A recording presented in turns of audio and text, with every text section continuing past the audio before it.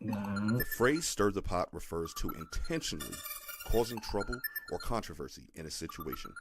It is often used to describe someone who provokes tension or engages in discussions that create discomfort. For example, if someone says, "Don't try to stir the pot," they are warning you not to escalate a situation unnecessarily.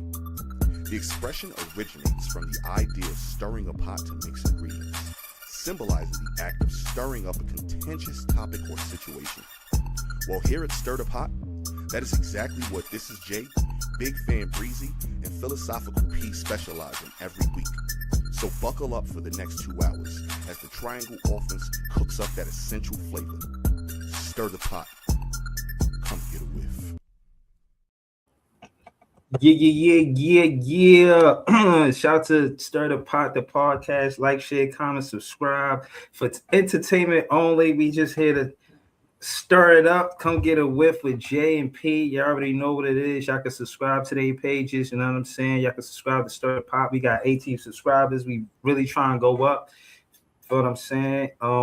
Shit, man. Mad shit happening, man. Mad shit happening. Epstein files. That shit. I want that shit to happen. You said you want what to happen? I said subscribe to the page. I want that shit to happen. All the shit happening. Make that shit happen. Smash that subscribe button on Stir the Pot page, man. Word. For sure, man. Run them likes up.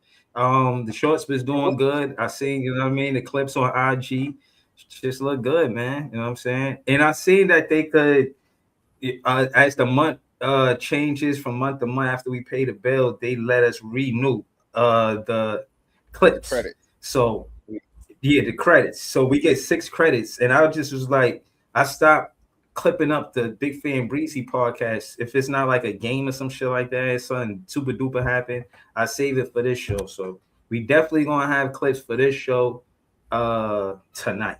You know what I'm saying? Yeah. But yeah, man. Yeah, nah, facts, man. But yeah, man, I was just seeing the Epstein shit, man. That shit all over. I cannot go on my internet without seeing some shit, somebody connected to it, some type of way. And you know, It's a lot of egregious shit. You know what I mean? It's a lot of ugly shit. The ugly part of humanity, a lot of negative things, a lot of disrespectful I don't know how to say it more than what it is. It's ugly and it's inhumane, you know. A lot of that shit. And I don't know, it made me reflect about how media work. You know, everybody was kind of worried about the Epstein files before they came out. They finally came out, and it's just part of the algorithm. It's just part of the algorithm. It's no really outrage with the world stops and this, that, and the third. It just seemed like the world is so, how you say, oversaturated with content. It's a lack of better words, that it's no real 100% focus on one thing and just discussing that. People discuss the Epstein files, just part of the conversation, but it don't seem like it's no real outrage. You know, some of the, you know, things that was connected to it, I was surprised to hear. But yeah, man, as humans, we gotta do better, man. And these are the people that's supposed to be in power. You know what I'm saying? The people in power gotta do better, set better examples. Cause you know, based off of what I've seen and heard, we could do better. You know what I'm saying? And yeah, man, what y'all got on that though? Man? How y'all feel about it? I don't know. My algorithm ain't like your algorithm, so I ain't been seeing all that. So I don't know what you said, what you talking about. And you was just mad vague when you was talking about. You like, yeah, they all these egregious things and this. I don't know what you said a lot, but I ain't hear nothing. What they do? Who did what? Well, I can't say who did what, but they got Trump implicated in a lot of emails. It's just it's basically saying that a lot of powerful men were associated with Epstein, and Trump was one of them. You know what I mean? Him being the president, I'll just keep it there. You know, in a negative way. You know what I mean? Egregious stuff, like I said. You know, some underage girls, crazy shit. Yeah, I just need you to be specific with the stuff. So But my thing is, this the way the thing works with the internet. You say these Oh, words you on the don't want to internet. say the words? You're trying not to say the words? Yeah, you can't. Yeah. They don't want you to say the words. You know what I mean? Like, Okay. you get tagged for that shit. But yeah, he was with underage girls and in an inappropriate way. And it seemed like a lot of powerful men that was with underage girls in an inappropriate way. And women as well. You know what I'm saying? And it just seemed like it's part of the algorithm. It don't seem like it's no real outrage. I do see a lot of I do see a lot of content creators talking about it. What'd you say, Jay? What'd you say? I said they've been talking about Pizzagate since a few years ago with Hillary Clinton and all of that. And then now it come back around that all that had to do with this Epstein shit somehow, because they was using code words for people, like pizza meant a person or something like that. Whatever they was, I don't know. Should definitely, because I really don't know a lot of it. I haven't been looking into it too much. I seen a few things. The only thing I seen lately was that Beyonce and Jay-Z were cleared of all fucking Epstein file related stuff. So whatever people were saying, Jay-Z is involved and this, that, third, they were cleared from it. But I don't know. I didn't see all of this shit. And I know Trump was investigated. Obviously he was.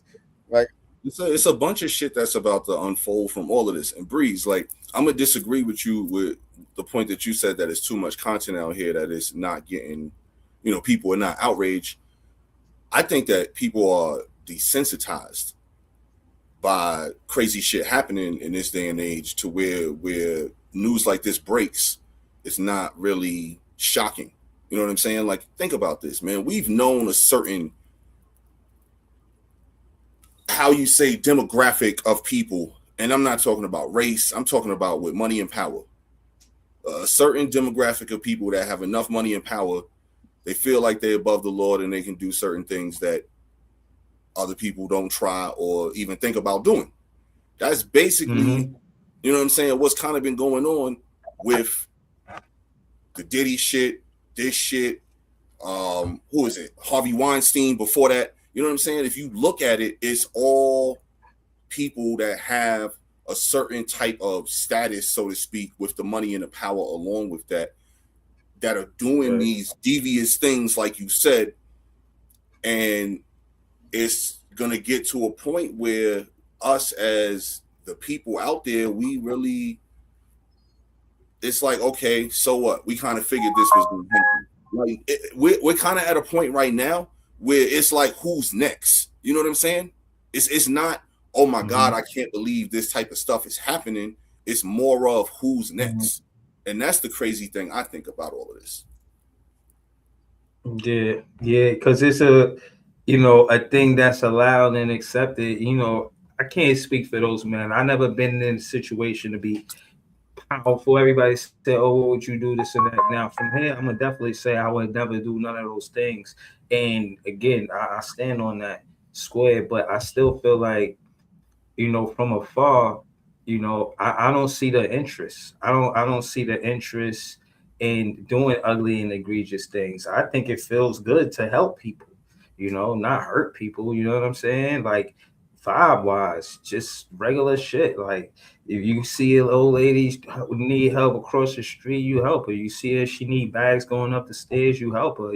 You don't look for a tip or no shit like that. It's rewarding in the feeling that you did something good because your parents raised you that way. You know what I'm saying? Raised you with respect and manners and to be a good person, And I don't know. It just seemed like there's a lot of things that the algorithms just get people to have conversations about. And again, I see the content creators speaking about it, but I don't see anything going into action like there's any penalty about what these people are doing. They just put in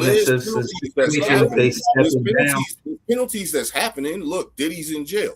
That's a penalty directly from you know what I'm saying, that his actions. Like the dude Prince Andrew, for the first time, and I was actually going to talk about this shit, but for the first time in 400 years, a member of the royal family was arrested. Prince Andrew was just arrested today over in Britain because he's tied to the Epstein shit. Like his name is all that's real shit. Stuff. So that's in Britain. That's different because that's in Britain. What they doing in America, and what they doing in America is fucking hiding this shit. And because all of the powerful people are the people that run the media, so they don't want to have this on their news station about them, obviously, or on their TV station about them. You saying the content creators is covering it because these is regular people that's at home on YouTube talking about it. But the people that run these fucking companies are not letting people run stories about them or get deeper into shit about them and their friends. You gotta look for this in print. That's the way that you're gonna find out about this, because anytime that I've seen anything about this, it's always been in print. You're not gonna see anything on the news. You're not gonna see any of the major news outlets running this on their social media platforms. The only way to know about this is to read about it. And I feel like, but I'm glad you say that, because let's call it what it is. And nowadays, how much validity do you give in print? Do you give the it news? Depends on where the source, what the source is. It's validity. That's where I'm going with you. If you want to hide something from a nigga, you put it in a book. Niggas don't read. Like, so and I'm not, when I say niggas, I'm talking about everybody right now. The people don't read. So it's like, if you put it in print, way less people is going to see it than if you put it on video somewhere, because people don't read. And that's exactly why I choose to read my news, man. Like, that's how I choose to absorb my news, is basically through credible sources. And, you know, whether that be print publication in an actual newspaper or magazine or credible website, all those other, you know, this website and that website that be just clickbait. Nah, man, don't believe that shit. And didn't you say one of them fucking royal family dudes got excommunicated from the fucking, like they made him change his name. Like he couldn't even be part of the royal family no more. It might have been, I think that was Andrew a couple years ago. Okay. And now, like I said, he's arrested now. So, and the article that I was reading from yahoo.com was basically saying, you know, first time in over 400 years, somebody from the royal family had been arrested. So I'm like, wow, that's crazy right there. You know, that's definitely something I wanted to throw in the pot. So I love that Breeze kind of kicked this off with the Epstein situation, because, you know, that's a direct link to that right there. And yo, it's going to be more chips to fall. It's what they doing right now, in my opinion, is they all huddling up, they gathering, and they trying to figure out who's going to take the fall for this, because somebody always got to take the fall for something major like this. They trying to make sure it don't come too close to the people they don't want it to come too close to, and whoever else is going to take the fall. It's no difference when you watch The Wire or The Sopranos or something. It's like, hey, somebody got to go sit down for a little while, you know, go upstate for a little while for everybody else. That's basically what they trying to figure out right now, in my opinion. Yeah, but that's the bullshit, though. I mean, it's the world we live in, especially the country we live in. Like, come on. Yeah, that nigga Key said this shit earlier on Facebook that I saw. The nigga Key said, if America saw what if Americans saw what America is doing to Americans in another country, they'd have invaded America. Like, because they be doing some wild shit over here, but always in somebody else's business. Always, yo. It's crazy. Like, you know what I'm saying? So I don't know what's the name of the company. Life Alert, Life Plan, Life something. It's basically Life Alert is that I've fallen and I can't get up. So it's not that. It's not that. It's supposed to be Life something. The head of that company is the people who take pictures of little kids at their schools, is one of the dudes that's implicated in the Epstein files. Like, he owns the company that takes the most school pictures. It's Life something. And that person is implicated. And it's like, that's fucking crazy, because they got the most pictures of little kids in the world. Like, I don't know what you could do with that, but it's crazy. Bro, there's some sick people in the world that'll pay money for shit that you wouldn't even think that they would pay money for. Like, it's crazy. So, like, the fact that this dude is wrapped up into something that has links of some, nonsense going on with children, this is absurd. You know what I'm saying? And like I said, it's a lot of legs to this. We nowhere near done with this. Like it's gonna be a lot more stuff coming out. It's just the stuff that's gonna come out is what certain people want to come out, and that's gonna be the people that they say gonna take the fall. Because not everybody is going down. Everybody who is mentioned in these tapes is not gonna go down. They're gonna figure out a way to keep those who they want safe and make those who, have to pay. And I guarantee you, on the back end, they'll probably be compensated because there's probably one big deal going on, man. Me, I'm always thinking something is business on some level. All of it is money. People are paying to keep things quiet, and that's why the Epstein dude not here no more, because they paid to quiet him down. Even though I heard that he wasn't even dead. Like there's a conspiracy that he was removed from his cell before they found him dead or whatever. Yo, you never know, man. Like for real, like I'm not surprised about anything. Like the stuff sometimes maybe disappoint me, possibly. Does sometimes something maybe give me a joyous feeling? Sometimes, but for the most part, I'm not surprised about none of the BS that happens in the world, because you think about it, we've been around long enough to really see the information age like bloom and blossom. Like we were there from the ground stages basically of computers and technology, and then the internet and everything else. So none of this is shocking to it shouldn't be shocking to any of us, because we've seen shit go from encyclopedias to your phone. You know what I'm saying? And the ability to get whatever you need to get, which is information, is definitely one of those things. So, nothing shocks me, bro. Like, I'm never shocked. I think I'm more shocked about like sports stuff than I am like actual stuff that happens in the world. Yeah, I don't know. This shit is a lot. Shit is a heavy topic, and I don't be knowing the facts on it, because I don't think much is going to be done about this shit in America, because the people that's doing it is the people that's motherfucking in control of shit.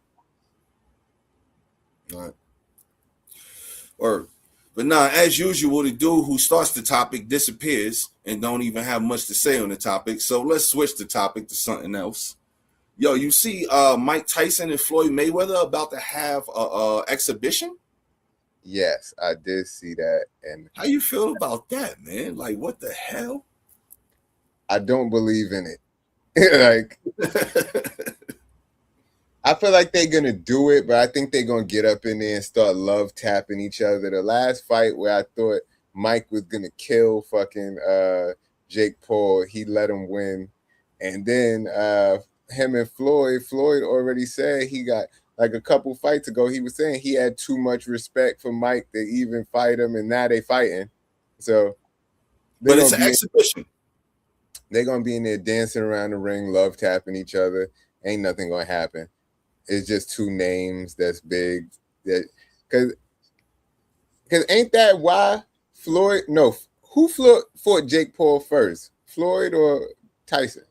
Because didn't they both fight Jake Paul? No, I know Mike did, but did Floyd? I can't remember that one. I think Floyd fought him too, but possibly. I don't know. I think they just gonna be in there love tapping each other. They're not really trying to fight. It's gonna be a pillow fight. Yeah, they ain't. Because them niggas got too much love for each other, and they just. And it's an exhibition. Yo, the only exhibition that ever got wild in real life or the movies for real was Rocky IV. Apollo versus Drago. Yeah, exactly. That's the only exhibition that really got out of hand. Yeah. They was brawling, man. He tried to. Well, he did. He took him out, man. Yo, I saw somewhere that they said that I think it was Sylvester Stallone. Somebody said that they wish they would have never did that. Like they wish they would have, they wish they would have never got Apollo killed right there. Like he should have just got hurt and then be able to come back as the black version of Mick and be Rocky Trainer going into the future and just be old. Like that's what they were saying, but that was like one of their biggest regrets of the franchise. That's crazy. Right. Because that was one of the most shocking moments in the franchise. Because when you first seen that, you did not expect Apollo to die right there. Like, nah, I mean, yo, he was whooping his ass, something fierce, man. And then you think about it. So before then, they showing this dude hitting the machine and shit like no human could possibly hit it. You know what I'm saying? And he's damaging the machine. And then all of a sudden, you know, a human taking them punches. Huh? Yeah, niggas had him on that super serum. He was on HGH before it was HGH, man. Right. Yeah, man. Right. It's gonna be pretty bad, man. When I read it, I was like, damn, man, they just trying to get a bag real quick. Cause I ain't mad at them for getting the bag, but it's not gonna be entertaining. You know what I'm saying? It's not going to be like if you throw on a boxing video game and you get actual Mike versus actual Floyd and have them squaring up. It's going to like a glorified pillow fight, man, that people probably going to pay $59.95 to see or something like that, unless it's on Netflix. I don't know. It's in Congo, though. It's in the Republic of Congo. That's pretty dope. If Mike actually happens to knock Floyd out, that would be my favorite fight ever, probably. Yeah, I like Floyd. I'm a Money Mayweather fan, but Mike is my favorite boxer of all time. And if the older man just so happens to hit him with some shit, drop his ass, that might be my favorite fight of all time. But I know that's not gonna happen. Yo, man, these old dudes, like, I ain't mad at them for staying in shape and working out and all of that, man. But yo, 59 is kind of old to be getting in the ring boxing. And then I also seen this dude want to wrestle again. Ric Flair, like 70 something. He said he got one more match in him. Like, come on, man. Like Ric Flair was old when I used to watch wrestling for real. He was old then. So that nigga somebody's grandmother. Yeah, Steve was just out there for the check. I respect that. That's big facts right there. And I ain't mad at that. I ain't mad at that at all. Let's see if it's on the season or wherever it's on. We'll see. See, but that be my thing with all of this shit, with this tanking shit, with the fucking boxing shit. I don't want to see no fake shit. I'm not paying for that. I'm not entertained. Like exhibition. Either go out there and even if it's an exhibition, like you.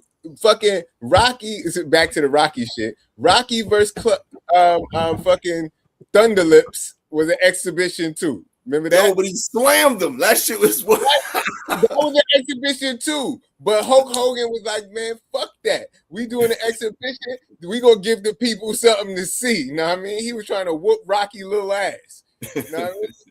And Rocky had to really fight to get up out that exhibition. Then they had to stop it. Like, yeah.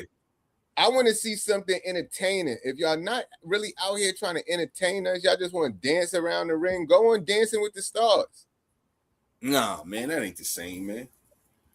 I would rather. I think we might get a flurry or two from somebody here or there, man. That's all I'm asking for. Now, granted, I'm not paying whatever it is to watch this. If I'm in an establishment and they are playing it, then yeah, I'm gonna watch it. Or if it's on Netflix or something like that.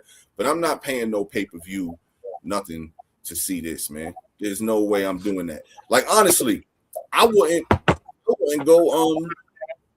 go see a preseason game. Man, did y'all see all this anti-tanking shit Silver talking about? Yeah. Yo, my fault, bro. I just wanted to shout Ice out.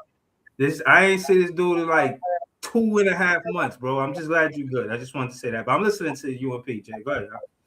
I just wanted to shout him out. Yo, what's good, Ice?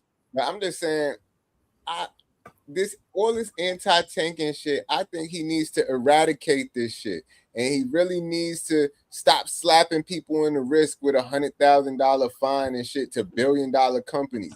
Fucking take niggas' teams away. Niggas fucking start tanking, get them the fuck out of here. They're fired and banned from the NBA. Like, it needs to be harsh, swift penalties. You giving these niggas these fucking little slaps on the wrist, they doing it again next year. And all of these the shit that they saying that they want to do all sounds dumb to me. But you know, my thing is this. It sound funny, but be transparent, be honest. If it's 14%, right? Then show us 14%. Show me you take 14 balls, pulse, take 14, little notes. We won't say balls over and over. We'll just say notes. 14 notes with the name of each team. Put it in a big bowl. Then put a percentage of all of that. Shake it all up. All the other teams, then shake it all up. Stir it up. Like Stir the Pot the podcast, but stir it up. Then dig your hand in there. See who get the number one pick. Well, what show do the fans how it works. That don't got nothing to do with tanking. I'm talking about stop all these niggas that's losing on purpose. You fucking losers. So what's your proposal? I told you harsh taking a team. So you tank one game and you lose your team, even if the owner didn't know it happened. Yes, that's harsh and swift penalties, because that's the only way you really gonna stop it, and people will really stop it from happening. Just like in the finance industry, it's one fucking fuck up, you could fuck it up for the whole company the wrong way. Know what I mean? I agree with harsh penalties, but you don't think that taking a team away is beyond ridiculous in the slightest bit? Maybe, but fuck it. Like they telling me, oh, what we gonna do is we're gonna have a tournament to get the first pick. No, that's stupid.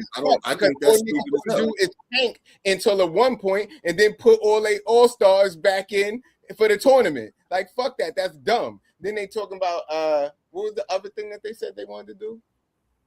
I can't remember. It was another thing. Both of them is stupid. You need harsh, swift penalties. Stop playing with niggas and make it something that makes them not want to lose their status. What talks more than anything in the world? Money. Right. Okay. So to your point, 100,000, 500K, that ain't shit, right? That ain't nothing. Mm-hmm. How about now? Let's add, or I should say, subtract what this team is now allowed to spend in the next season on a salary. How about something like that? Because now that I think would talk. Let's say, for instance, a team is working on a salary of 180 million last season, but now because they've been found tanking egregiously X amount of times, and it costs this much against that money next year per each time. Now, instead of that 180 million that they got to spend next year, now maybe they only got about 90 million, 110 million because of their taking offenses. How about that? Because now you affected your team next year, because the goal of tanking is to ultimately improve your team. The other thing. The other thing was that's what I'm saying real quick. The goal is the other thing that they said. Well, I get you. But if now, because you did that, now you lost 70 million that you can put towards next year's budget. Now you fuck next year even worse. They said they were thinking about making rookies free agents instead of fuck the whole draft. Fuck the whole draft, just make rookies free agents. I think that was the other thing. But all that shit is stupid. And for these billionaires, is like what you saying sounds cool, but are they going to be cool with it? Like, it got to be something to the point where they not cool. They not going to be cool with losing their team. I'll tell you that. Well, that's the one that I said. You said they're not gonna be cool with losing their team. Like no owner is gonna vote for that. Like no. Yeah, but so what? The commissioner needs to make harsh and swift penalties, like harsh, like to the point where the stakes are so high that we cannot do this at all. There's no way we could do this because the stakes are too high. Like it got to be something up here. Like if it's something in the middle, some people might be cool with it. Like, oh yeah, well, I could miss 100,000 for I can miss 10 million for this year as long as we go good the next year after that. Like look how much money we gonna make in perpetuity. Like, no, you don't have the ability to make. Only got caught one time. I agree with you. Yeah, I agree with you with the penalty, but I don't think it should be all financial because, to your point, the impact really is mere. You know, you try the money don't mean anything. It's no significance. They'll take so the money don't mean nothing next year towards the team. That's what you're saying. No, what? The money got to come out their pockets, and it got to be 100 mil or better. It got to be half their net worth. I'm trying to tell you. I'm trying to tell you. I'm trying to tell you what I'm saying. What I'm saying is the money not significant. They took the hit. The Mavs took the hit to get Lively. They did all of that to build around Luka. They wound up getting to the finals with Lively. They didn't win. They broke that team up. And again, that's because of the strong arm of the Lakers. The Lakers is NBA West. And so they trying to pretend like they shouldn't have did this. They're the ones who let the Spurs get 3 top 5 picks 3 years in a row. I mean, y'all want to do that after that? So convenient. And I just like to say the 76ers been fucking up the package. The Pelicans fucked up the package. A lot of these NBA franchises that the NBA invested in fucked up the package. A lot of them didn't take them that quality talent, which is the top 3 picks, top 5 picks or whatnot, and utilize that to be franchise players to win a championship. And I like using the Pelicans as an example because they had AD and Drew Holiday on a team at the same time. And both of them left and went and got championships on 2 separate teams. So, yeah, they fucked up the package. A lot of these teams don't deserve a top pick. And they know they losing. They keep getting this talent. And you're not making the NBA look good by getting this top talent and not winning, not going to a conference finals, not an NBA championship. Why are we giving you this talent? Of course, the NBA got to step in and do something. They looking bad out here. Is bad organizations, though, bro. That's across all sports. There are certain organizations across every single line of professional sports that no matter what the year, no matter what the decade, no matter who's the coach, who's the GM, they fucking are terrible, and they are synonymous with losing. And a lot of those teams you just named are those bunches of teams in the NBA, bro. So that don't have anything to do. That's the problem. But that don't have anything to do. No, those are just bad run organizations. They just suck. Like, think about it. When the last time have the Pelicans been anything? They weren't. Why they keep getting talent? They got Zion Williamson, AD, Drew Holiday, Brandon Ingram in the trade. Why they keep getting all this talent if they such a bad organization? That's what I'm saying. Why keep rewarding because they talent? Always have bad. They always have bad record. They always have a bad record. They always drafting towards the top of the draft. Think about it now again. The cycle is repeating itself with Zion. They got Zion a couple years ago. Now this dude is about to leave. It ain't work out with him for this reason, that reason, another reason. Think about another thing with New Orleans. They always got people hurt. What does that go into? It goes into the training staff. Bad organizations have bad training staffs that are fans don't win. Healthy. But what I'm saying is the organization wins because people going to come to the games and they're going to buy merch. They're going to spend money because of the players and who they are. Excuse me, that star power, for lack of better words. Excuse me.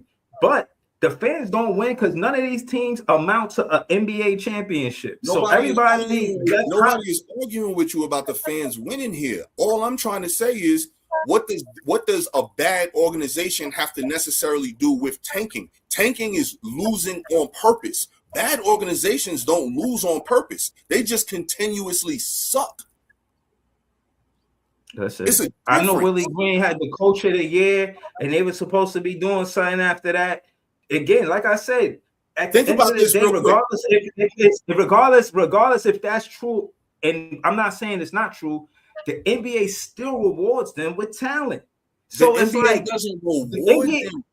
Oh man, bro, they get this talent. Think about this. Think about this from a different perspective. No matter who's on the Miami Heat, regardless of us agreeing on that part of it, they don't. But we're talking about tanking, and you're going off to something totally different. All I'm saying is bad organizations are bad organizations. They don't necessarily tank. What a tank is Sacramento is a perfect example. Of late, they've been pretty good. And all of a sudden this year, they had an off year for whatever reason. Yo, you get surgery. You get surgery. Let everybody go get season-ending surgery now. That's tanking, bro. New Orleans being terrible for the past 10 years, that's not necessarily tanking. That's just it's a poorly ran organization from top to bottom. And yes, the fans do lose there, but it has nothing to do with tanking. When you look at the standings, all of you could say whatever you want. All of those teams that's in the standings for us that's in front of us to get a number one pick, they're bad teams for however you want to call it. They do not get the talent, compete, win an NBA championship for whatever the reason. That's the truth of the matter. Because of mismanagement of that talent, bro. It's one thing to acquire talent if they're not managed correctly, which comes with things like making sure you have the right players around them, making sure that you have the right coaching staff, making sure that you have the proper training staff, making sure you have the proper nutritionists. New Orleans failed on all of those things when you think about Zion Williamson, when it comes to nutrition, when it comes to his training, when it comes to the players they put around him, coaching, everything. They dropped the ball on every level. Is that Zion's fault that didn't work out there for him? I wouldn't say so. I would say some of it is on him, but I would say more of it is on the organization. The reason why, think about it. Anthony Davis was there. Was he the healthiest person when he was there? When DeMarcus Cousins was there? He got injured a lot. He was out of shape. The nutritionist, again, on and on and on. And like I was about to say earlier, if you look at it from the complete flip side of this, right? There's one team in the NBA that no matter who is on their roster, they're in the playoffs every year, and that's the Miami Heat. It's the culture. It's the organization. It doesn't matter how much talent we have or how less talent or lack of talent, so to speak, that we have on the roster right now.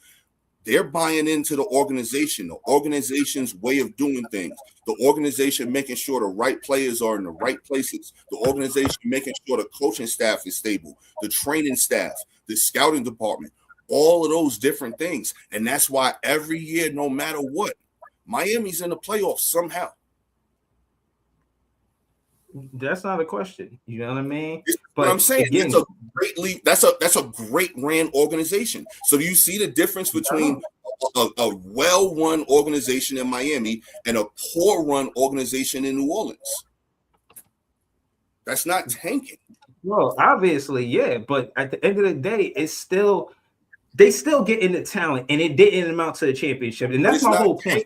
I understand that. But we're talking about let me finish, bro. Why are you forcing the agenda when you're talking about tanking? We having two different conversations. Bro, but what I'm saying is, like for instance, bro, listen, there was a game between the Nets and the 76ers, and it was like, oh, Claxton hit that shot. The 76ers wanted them to win that game so they could get VJ this and that and the third. So I'm saying that, and I'm saying that to say they saying this teams that's better tankers than other tanking teams. And as far as penalties, money is not going to fix this shit, bro. The only thing that's going to fix it is taking them out of the lottery. Next season, if normally you spend $180 million to build your team and you tank this amount of times, now next year you can only spend $90 million. You telling me that's not going to deter people? That I'm cutting your budget in half next year? You telling me that's not going to deter teams? It's just going to make them worse.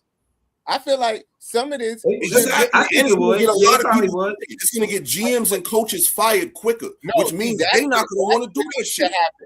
That there need to be some mandatory game-winning fucking shit or something like that. If you don't win a mandatory amount of games after a certain amount of seasons, so they can't be, like Breeze is saying, so they can't be so much of a terrible, sucky organization for so long.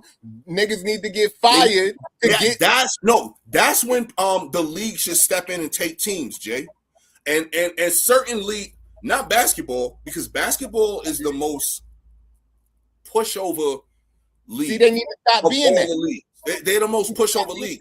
But there have been instances in baseball where they took a team. In hockey, a team has been taken because it's just been a poorly ran organization. And it's like, nope, we're stepping in. Maybe that's part of the solution then. Like, if a team is bad for a certain amount of time, they should be forced to change whatever's going on. They need to be forced to hire good coaches or good training staff or good, like all the shit that you were saying about the Pelicans. They need to be forced to fix that problem somehow. Because listen, I'm not the person to fucking know all of the rules to all this shit. But all I know is, as a fan, watching niggas lose on purpose.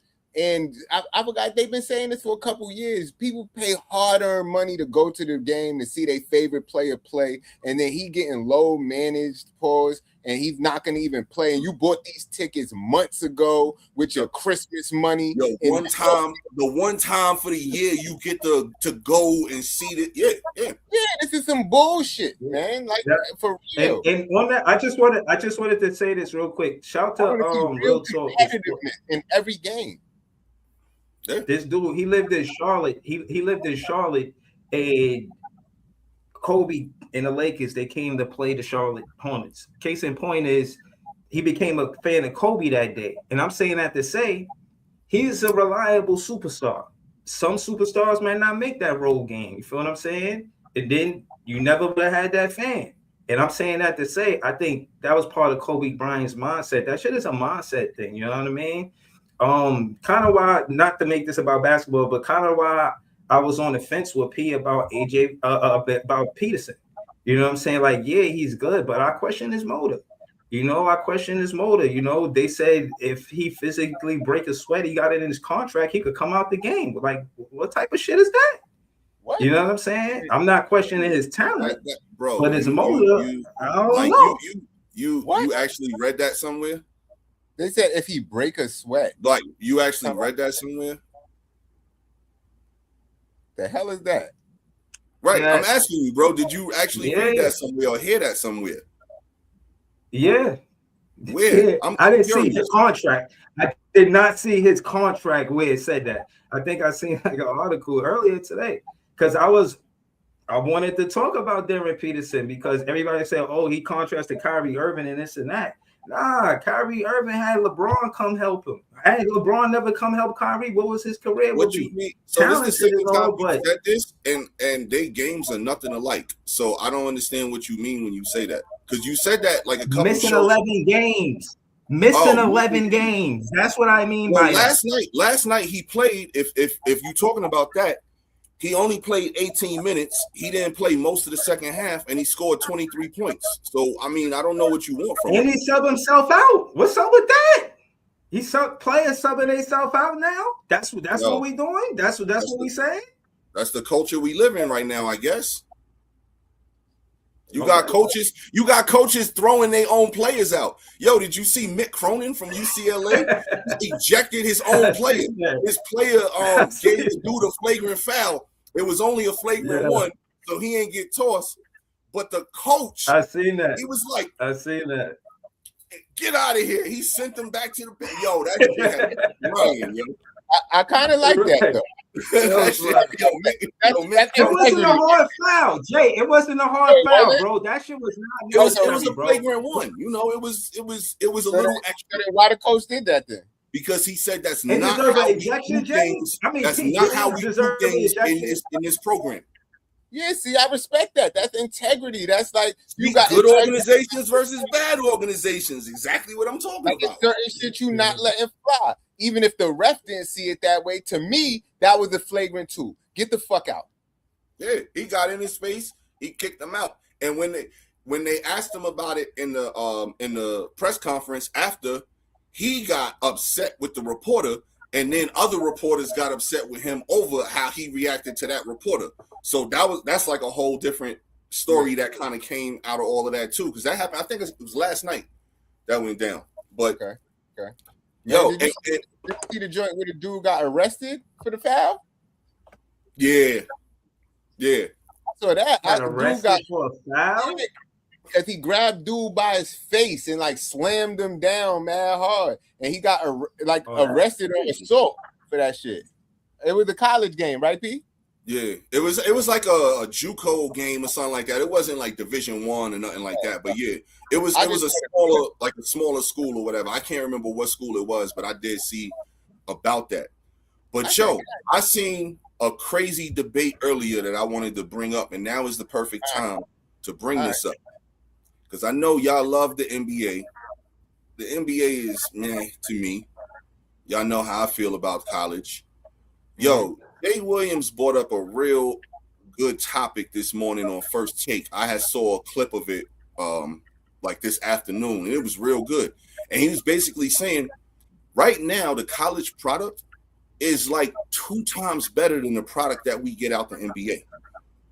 Like, as far as competition, as far as giving them all, as far as playing hard, like there ain't, besides maybe Darren Peterson, there ain't no load management in college basketball. You know what I'm saying? Everybody is out there playing hard. You know what I'm saying? The games are close. The games are good. Yeah, some blowouts here, there. Nobody's tanking though. You know what I'm saying? Like everybody's out there. The main problems with the NBA, the lack of competitiveness, the load management, and tanking, so to speak. Those 3 things, you don't have any of that shit going on in college, bro. How y'all feel about that, man?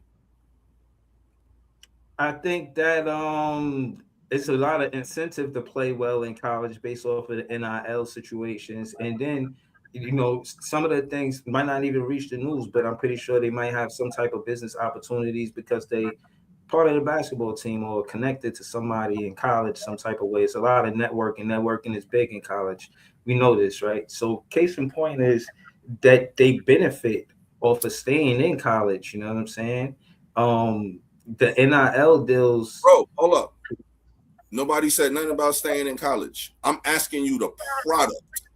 What the product is that you see on the television night in and night out, whether it be TV, whether it be the internet, the college product versus the NBA product. Not about staying in school, not about like the product that is being delivered to the consumer.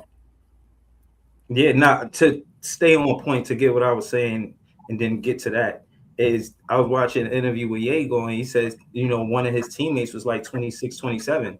And then they say sometimes they competition is that. And I'm saying that to say that to y'all point about the way we do things around here, that a lot of that goes on. There isn't a lot of egos. I'm bigger than a team. I think a lot of the players more get acclimated to the system opposed to the star power in NBA, which made college a better product because in college they want to be on the same page. They want to play cohesive. They want to stay on the floor. They know that if they're not competitive, there's no benefit for them losing. And in the NBA, if you benefit from losing, then a entity who don't benefit from losing is just showing the fans competitiveness, not compromising the integrity of competitiveness. That's what college has over the NBA. As far as I'm hearing, I don't even follow college basketball like that, but this is what I'm hearing more and more. And I'm a fan of the NBA. I don't even watch college basketball. I keep hearing this over and over. So right. I can't really speak much on the college aspect because I don't watch it. But I will say I probably think it got something to do with these players losing their love for the game as they get into the NBA. It's like you've been playing your whole career trying to get to this mountaintop, and then you get to this mountaintop. Part of it is you see it's more business than sports. Like it's more business.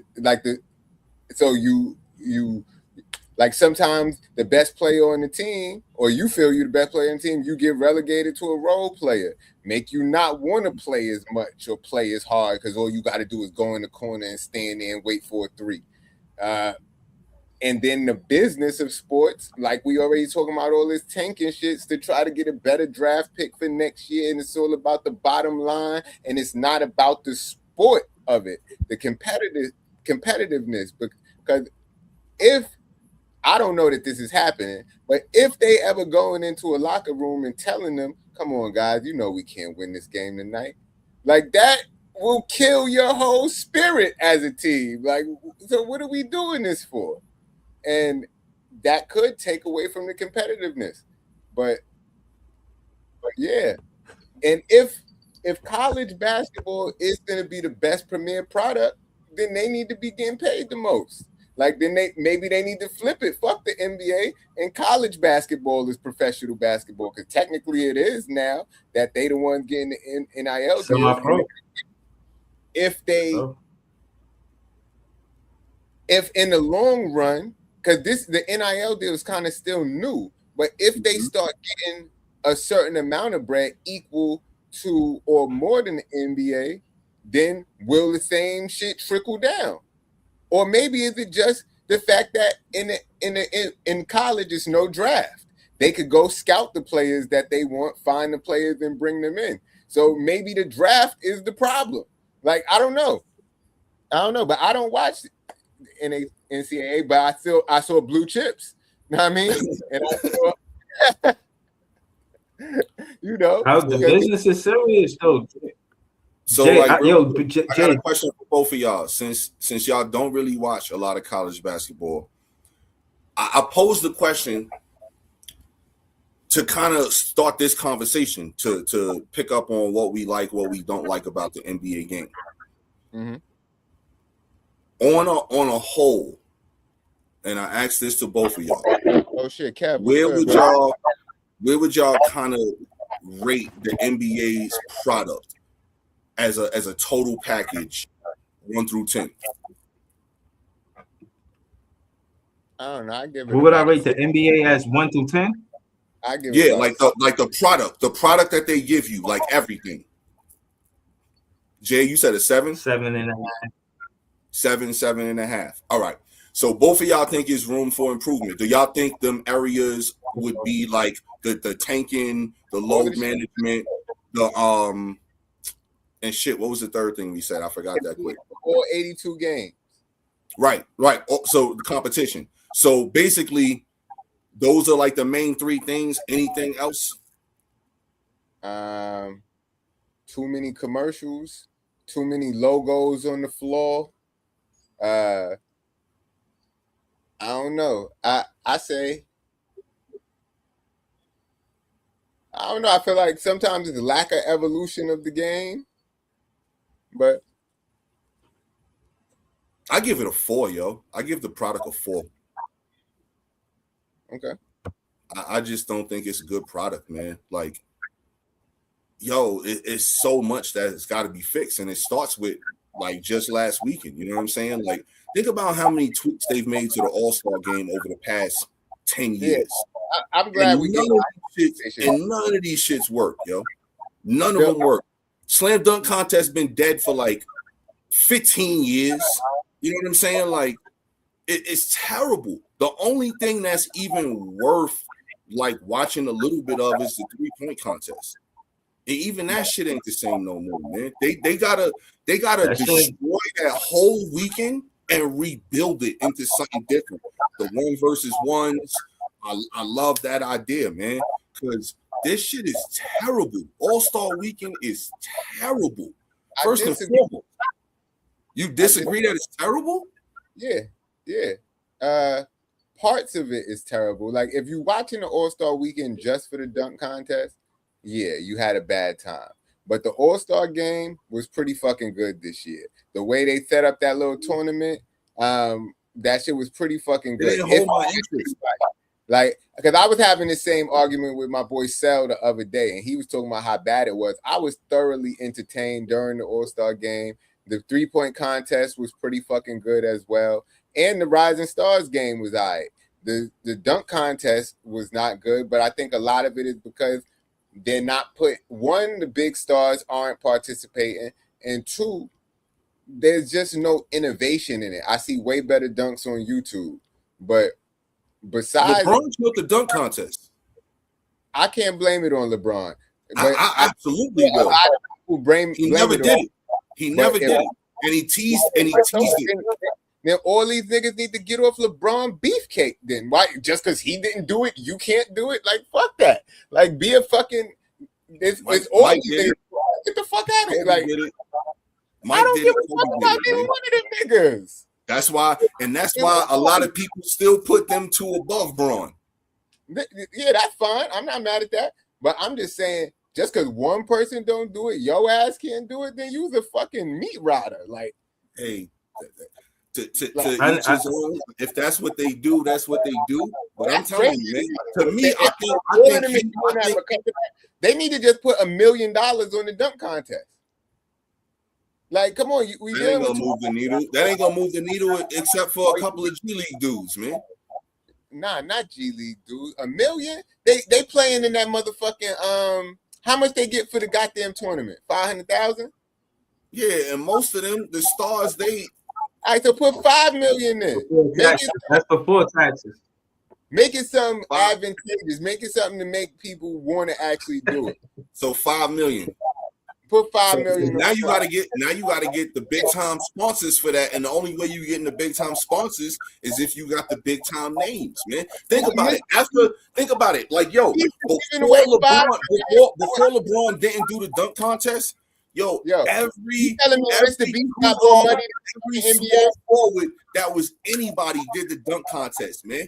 Everybody that was a 2 or 3, like you name them, with the exception of Reggie Miller, because he didn't count. All he did was shoot. He got like 5 dunks in his career. You know what I'm saying? But every 2, every 3 that was ever nice was in the dunk contest at least one time, man. Who wants to be a millionaire with giving away $1 million every night for weeks in a row? Mr. Beast, with his game show, is giving away $5 million, damn near $10 million at the end of the season, with multiple millions in between that. If the NBA can't come up with $5-10 million for one night, I don't know what the fuck they're doing at this point. Like, you got to make shit interesting. $1 million isn't even a big thing to people no more in this economy. You gotta up that shit. Good. That 1v1. It's so much room for that shit. That would help. Right. I think but all right. But what I'm saying is that's the big leap. Like that shit ain't just a scratch on the top. Like that shit is cracking the iceberg. You open up the NBA into a whole different situation now. And again, if y'all want to give credit to Unrivaled, and I give it to you, I ain't get it. You did mention it, but I ain't get a chance. I didn't go look at the Unrivaled 101 1v1.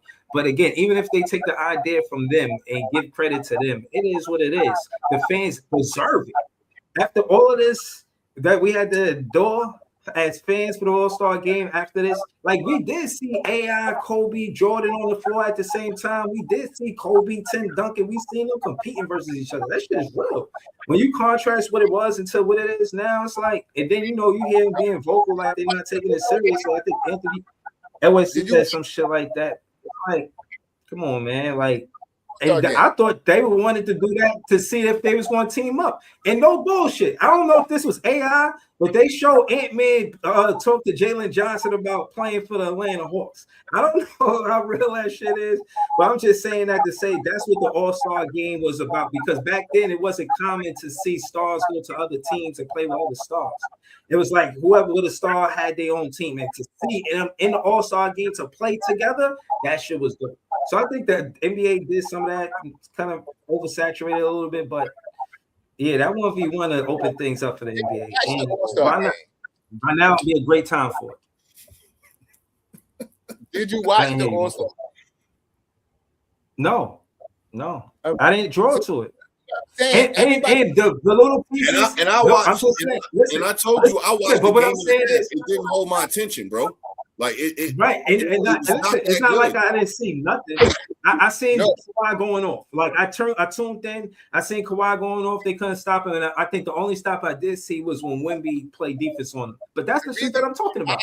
The reason I'm asking these questions, Well, this specific question is because if you listen to the rhetoric during the All-Star weekend, Wemby was not playing with niggas. And Wemby also was annoyed with Joker and fucking Luka for playing around so much. Like, the fact that Wemby lost in the Olympics to these niggas, he really got a fucking vendetta. Fucking these old niggas did not want to lose to the young niggas. The young niggas didn't want to lose to the old niggas. Both of them niggas didn't want to lose to the Europeans. Like, it was actual drama in those games to the point where they was competing and actually wanted to win. I was fucking screaming at my TV when bum-ass Bumson missed the motherfucking layup and fucking, because they have finally got to stop.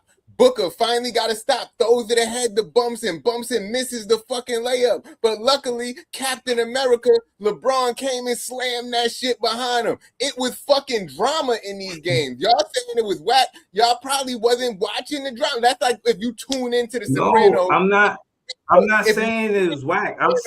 Minute 27, only watch from minute 27 to minute 35, and then say, yo, this show whack. I'm getting the fuck out of here. I watched from the start of game 2 to the middle of game 3. And like I was not entertained, man. It was better than usual, but it still was not that good. Like, it wasn't, and I get it, it's an all-star game. But it's not the Pro Bowl. But my point being, no, it's not. The Pro Bowl is a mockery. The Pro Bowl is a mockery of anything. But that's my point of, like I said, why I'm giving the NBA, the product itself, a 4. I think it starts from the All-Star game. That needs to be gutted out and ripped out. And then everything else. Yo, load management, man. They need to have PTO days in the NBA, and you should have a minimum of 2 PTO, maybe 3 PTO days. Those the 3 days or 2 days you could do load management and call out. Other than that, get your ass out there on the court. You know what I'm saying? Like, something needs to be done about that. Obviously, something needs to be done about tanking. Something definitely needs to be done about bad organizations. Like, that's where it starts too. Like, if you got good ownership all across the board that have good people in place, you don't have to have the most savvy owner when it comes to whatever sport that is. Basketball, we're talking about now, you don't have to have the most basketball savvy owner, but what you do have to have is an individual that is going to empower the right people in positions to make the right decisions, basketball wise and scouting wise and training wise and nutrition wise and all of those different things like that. Something has to be done about that, man, because as long as you have bad teams being bad teams, it's going to be lopsided shit like crazy. And when you have the lopsided shit, that's when you have situations where you have the teams that are every year always at the bottom. Like, yo, when the last time the Hornets, not the Hornets, well, yeah, the Hornets, except now they actually playing better, but the Pelicans and the fucking Wizards, when have either one of those teams really been good over the past? And even sparks of good. Maybe when Zion first got there, they showed a little bit of promise, but once he started being hurt all the time, that shit was over. And it goes back into, like I said earlier, with the organization. So the NBA, it's so much shit that's got to be done to fix the NBA, in my opinion. It really is. I don't know. I just know you're right about that, but I just don't think the All-Star game is bad as y'all was saying it was. Like, I the only thing I didn't see was the stupid Rising Stars challenge, and I heard that was kind of a mockery this year, but I missed it because I was late. But and I couldn't understand for the life of me why they put everything on so early this year. It seemed like everything was on super earlier than usual.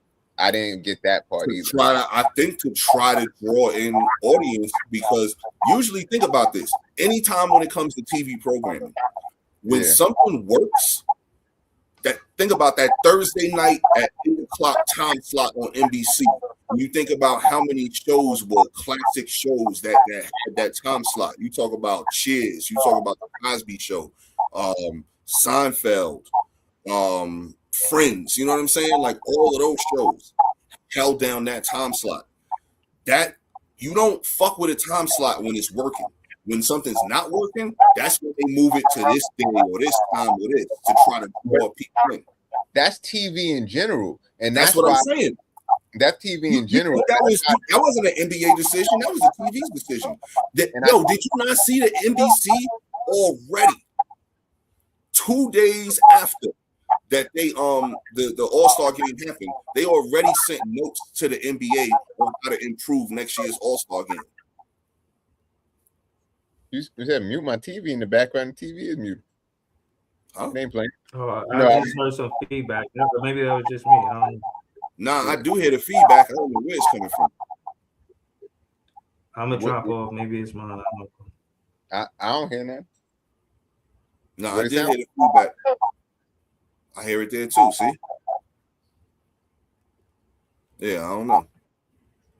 Yeah, I don't hear nothing. My bad. Maybe it is me. Is it? I got a fan on. Fan?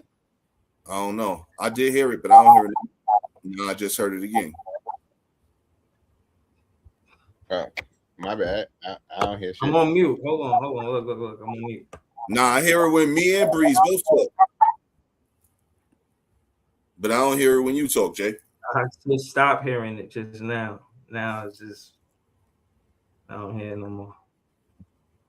All right, we good. I was listening to y'all, but it was hard to hear what y'all was saying and make out what y'all was saying with whatever that audio interference. Nah, I don't hear it no more now. It's gone. But it's TV call the shots, bro. That's why they changed the time on that. Like I said, they already sent in suggestions on how to fix next year's game. Yo, the NBA, I don't know, bro. It's just they got to do better with presenting a good product, man. They really do, man. Because it's sad how much is decreased over the past few years.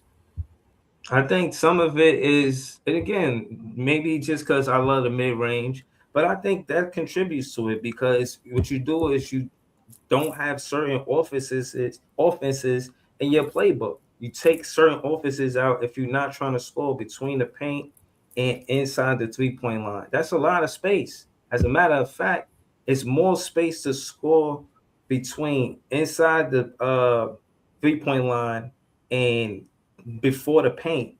That mid-range area, all around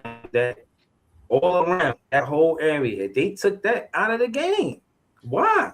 It's not that much entertaining to take 3-pointers because you don't get that much offense. And what I'm saying is you ignore that it is a skill to get to the rim in the first place. Especially being from Brooklyn, like having a handle was a thing. Like that's how you got your name before social media. They describe you like that. Like, yo, dude from there, the one that got the handle, he got the crossover. Oh, yeah, I know what you're talking about. Yeah, I played with basketball with him in the park. I know what you're talking about. You know what I'm saying? That's how they used to describe people off it. Tim Hardaway got his name off a crossover in the NBA. Shamgar got out. You know what I mean? Just that part of the game, I think, has been overshadowed by the oversaturation of shooting the three ball.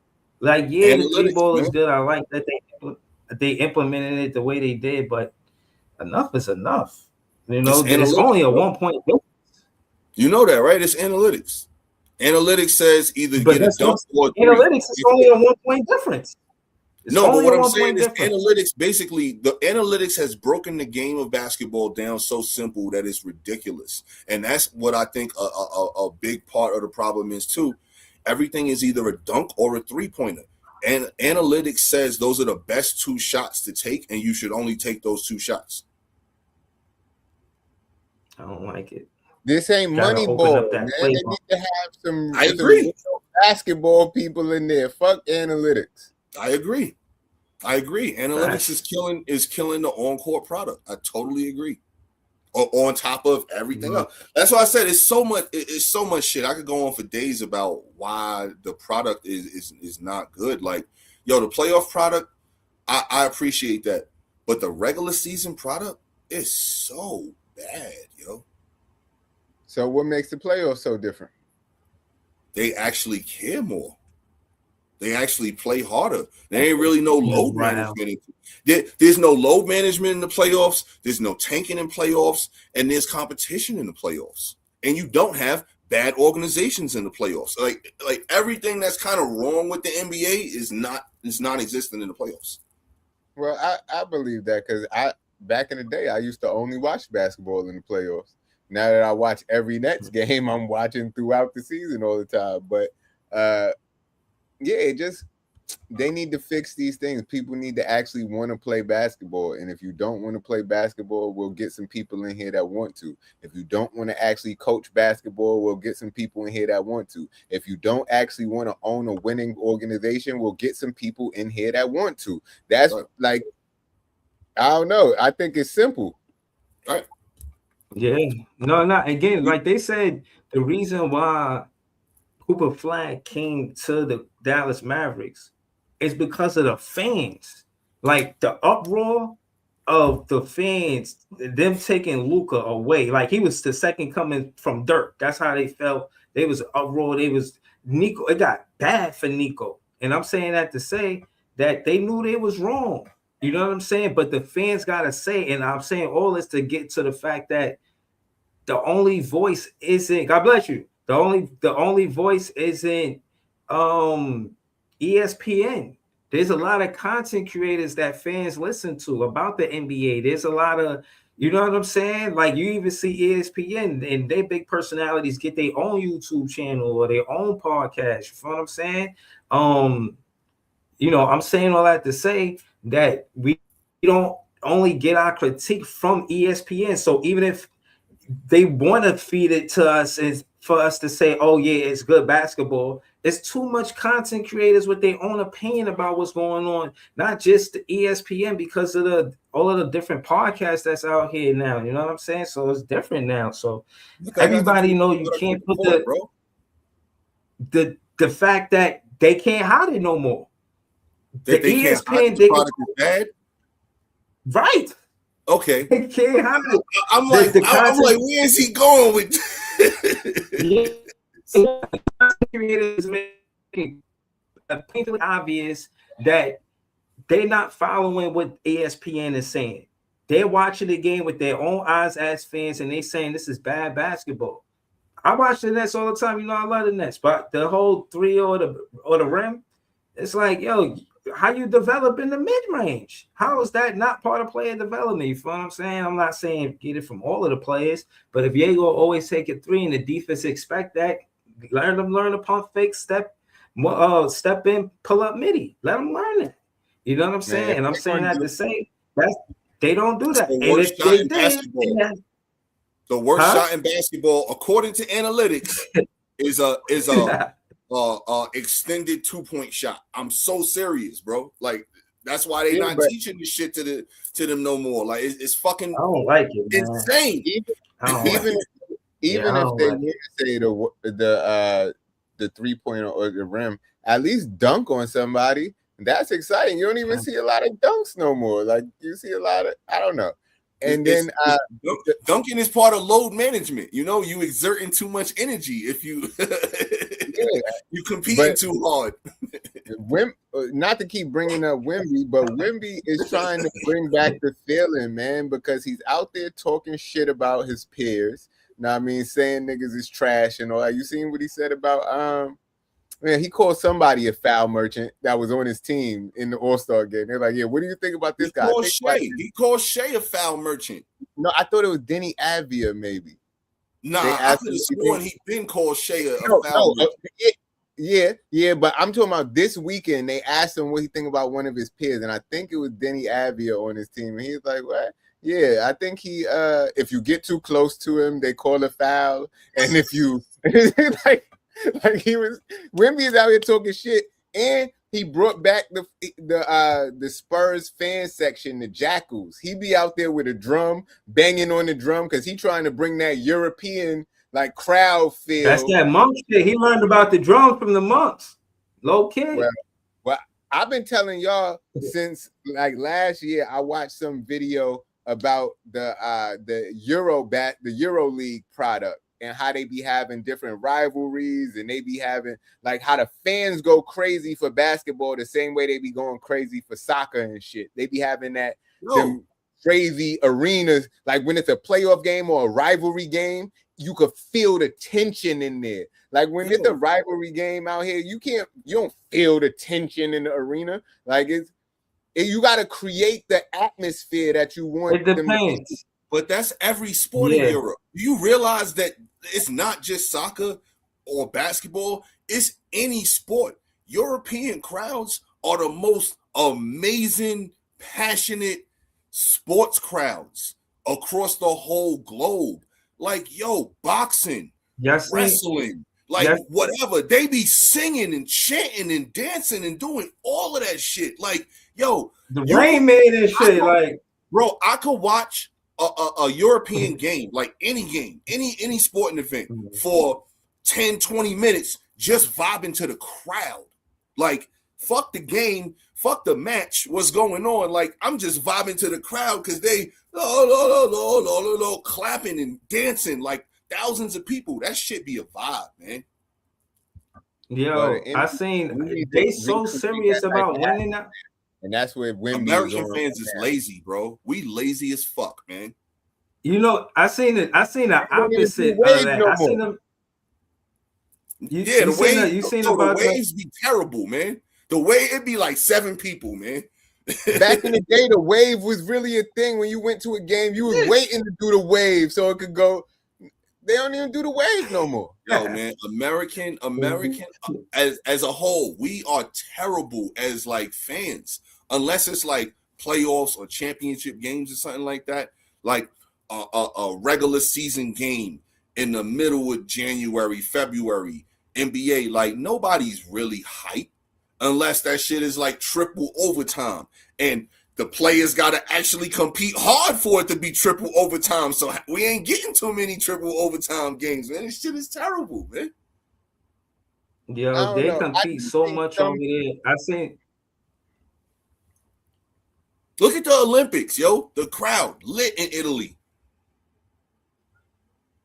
I seen them competing. I seen them competing. Yo, I seen them competing. This dude, he was a towel boy. The dude was stealing the towel. Like the goalie keep a towel, so wipe the sweat, wipe the ball, make sure it's dry, so it don't get past him. They was sending somebody over there to steal the towel from the goalie. And I'm saying, like, they trying to cheat to win. Meanwhile, the sports over here, they trying to lose to benefit. Like, they over there trying to cheat to win, bro. And I'm not saying that's a good thing. I'm just saying they're a little more serious as fans and the whole competitive. Rest in peace, Eddie Guerrero, man. Ain't nothing wrong with doing that, man. Eddie Guerrero, man. He lie, he cheat, he steal. Rest in peace to Eddie Guerrero, man.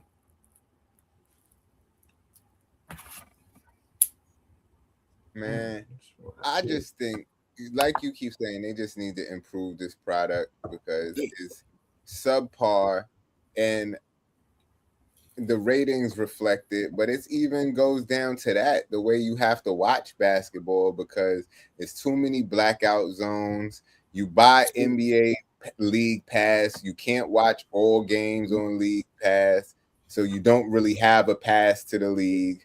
Like it's you like gotta have 7 different streaming services to watch every game. You gotta remember which one come on which night on this one or that one.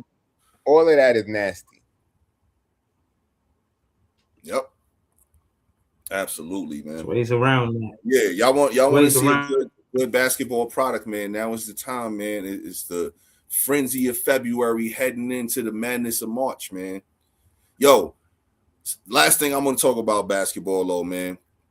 Yo, thoughts and prayers, best wishes go out to my guy, JT Toppin, man. This dude was having an incredible season at Texas Tech.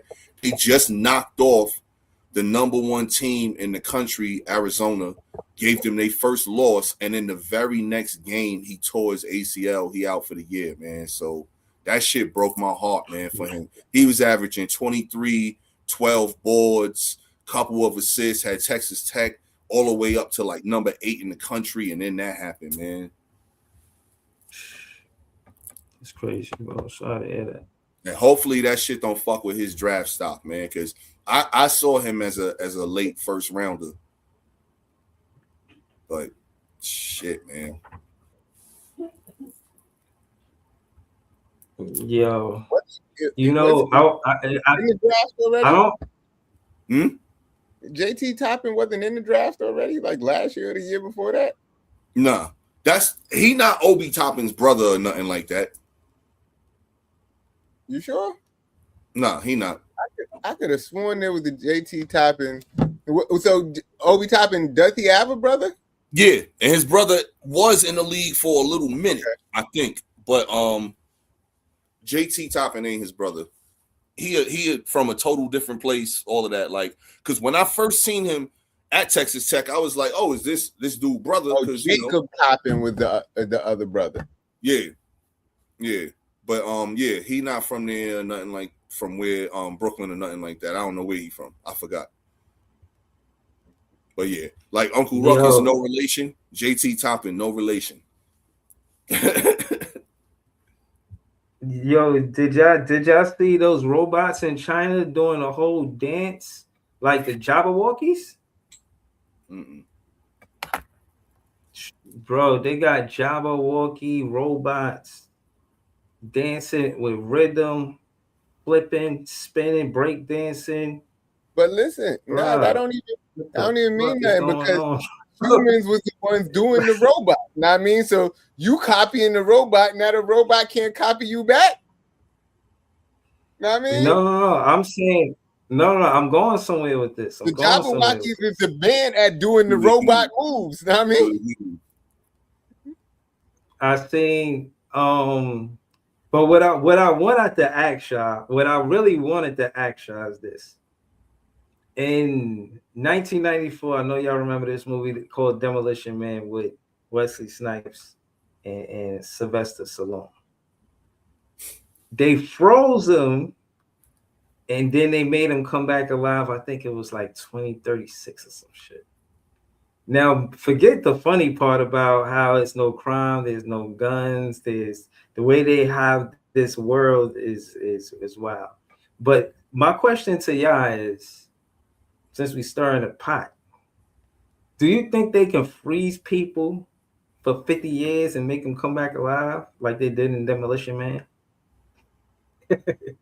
My answer is no. I don't think they could do it, but I did see some other shit that's similar to it.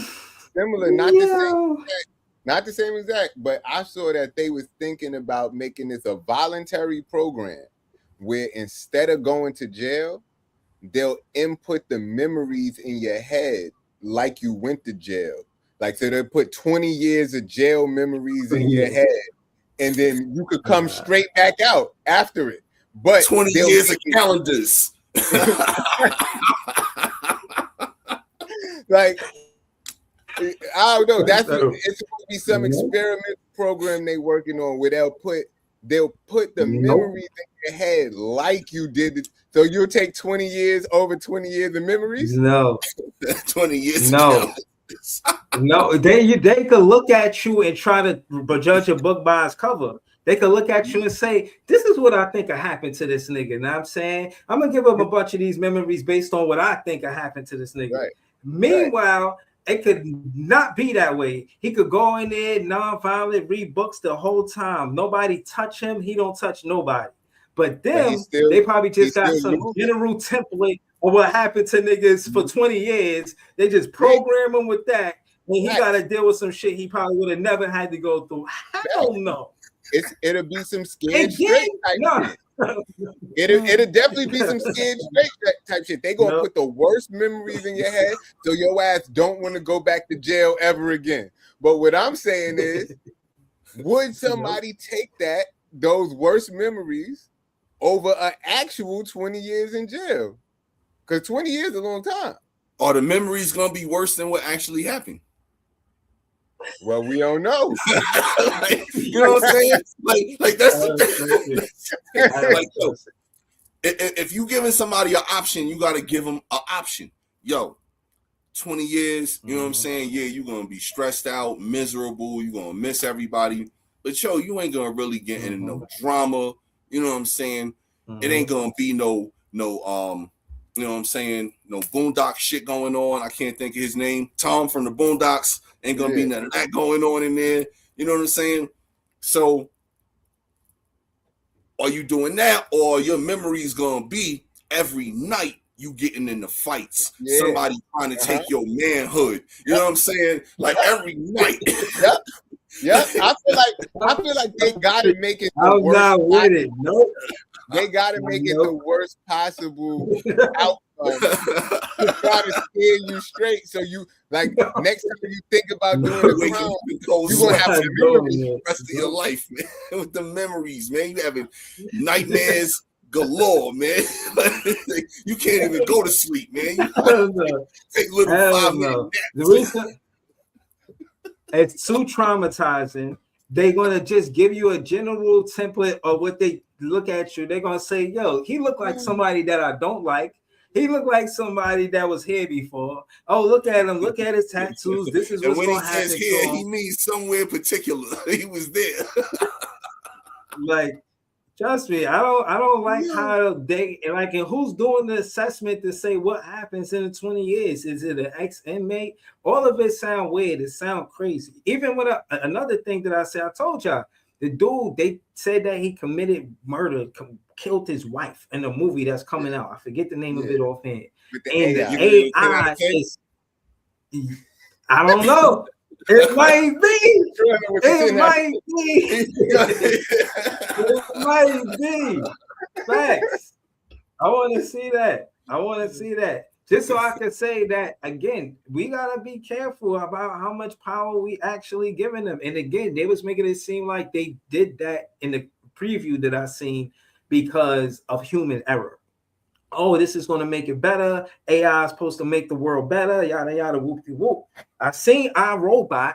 iRobot, she started thinking for herself, like, yeah, I'm doing y'all a favor because I seen the error in y'all ways. Yada, yada, yada, whoop-de-whoop. Like, she got a whole opinion about how humans be doing what we do. You know what I mean? So, do we need that?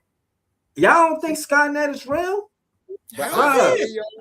I hear y'all. And told you, they asked me if I wanted a job with them. I said, fuck out of here.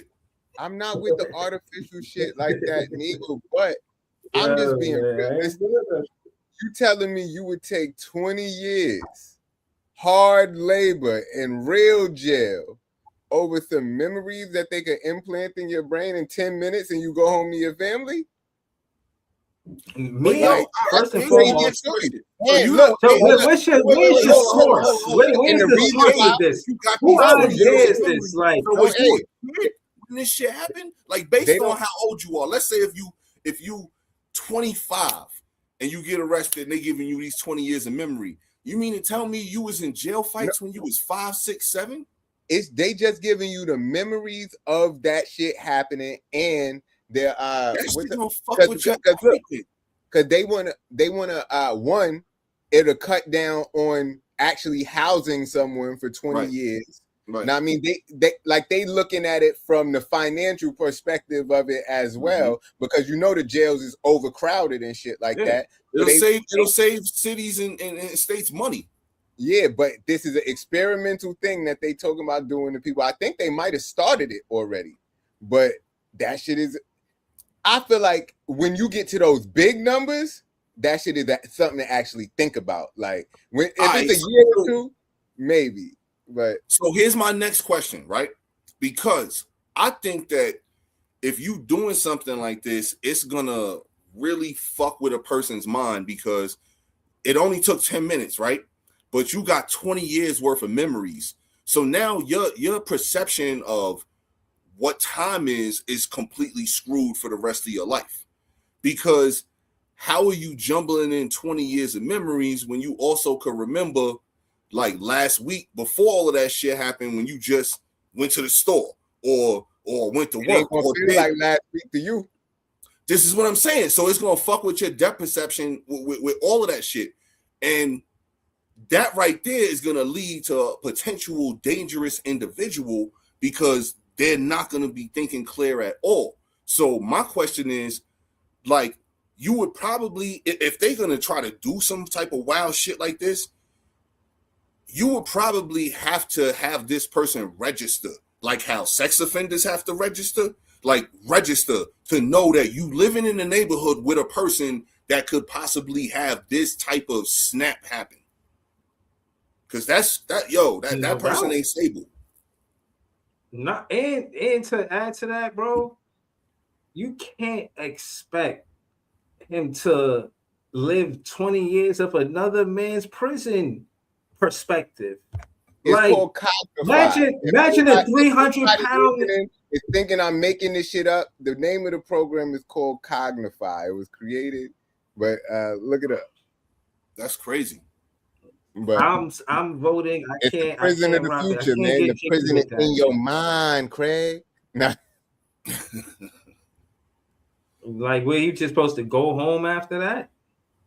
Yeah. Like, they ain't your family. Like, yo, you understand how awkward that first night is gonna be at home? Like, especially if you got significant other kids. Like, yo, that shit. Like, and there's no readjustment period. Nah, bro, you unleash. Right. Like, where's the rehabilitation because of that? Like, for real, you unleash. But that's what they're trying to say. They're trying to rehabilitate people faster. And at the end of the day, I feel like, it's been this way for a long time. Jail doesn't rehabilitate nobody. Jail doesn't rehabilitate nobody. As soon as I finish saying my point, you can. But jail doesn't rehabilitate nobody. Jail is just college for criminals. It makes you a better criminal, shows you how not to get caught. You commune with other criminals that you learn how to commit crimes better. But go ahead.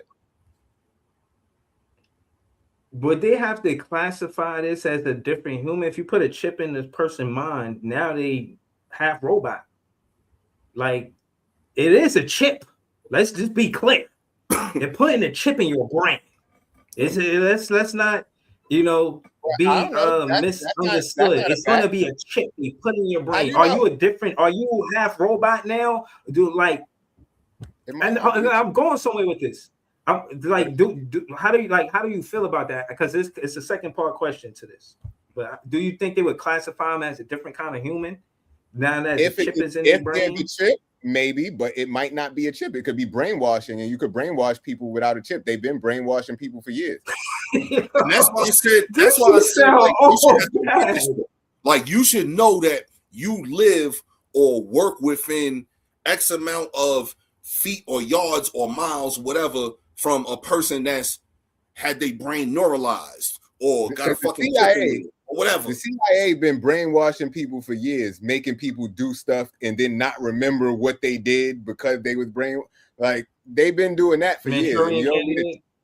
You don't need a chip in your brain to do that. Neuralize it. All you got to do is understand how the brain works and manipulate it a certain way. Yo, this shit. Yeah, bro, this shit crazy. Like, and again, the second part question is, do you think there ever be a time where the robot becomes an entity, and if you was to break one or kill one, you could get charged and throw it in jail for it? Well, yeah, you can get charged with it right now because it's destruction of property that's not yours. That's a criminal offense. Even toward that, about 2-3 years ago, in I forgot what country, but there was an AI robot that they gave actual citizenship, and so it's like what country was it? I gotta look it up.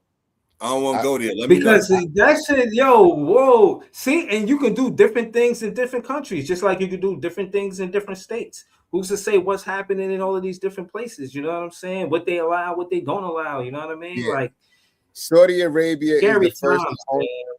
Saudi Arabia is the first and only country to grant a citizenship to a robot, honoring the humanoid Sophia in October 2017. Yeah, so I ain't going there.